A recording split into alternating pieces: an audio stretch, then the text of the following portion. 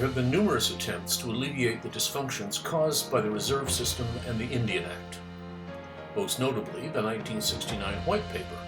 which proposed abolishing existing legislation that treated natives as a separate class of Canadian, transferring federal powers over native healthcare and education to the provinces, and changing reserve land into private property held by Aboriginals. These initiatives were fiercely opposed by native activists and were eventually dropped, as were less ambitious endeavors such as Bill C-79 in 1996,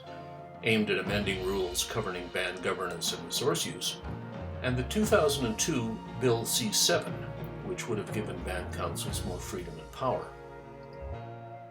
The success of smaller steps, such as the First Nations Oil and Gas Monies Management Act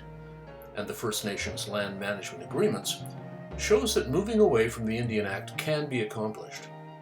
But Joseph Quesnel's 0 in 10 plan for ending the Indian Act and reserve system is a policy paper aimed at providing Canadian decision-makers with a way to bring an end to a failed system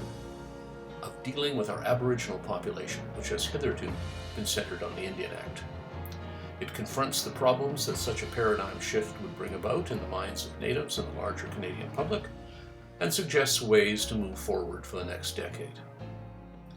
Among his suggestions are a sunset clause provision in the Indian Act whereby the legislation will expire in 10 years, a transfer of reserve lands from the Crown to First Nations, negotiations for new governance and fiscal arrangements for Indigenous communities which are ready to take on new responsibilities, and interim agreements for bands not ready for change. All of this would culminate with getting Ottawa out of the Indigenous land management business forever.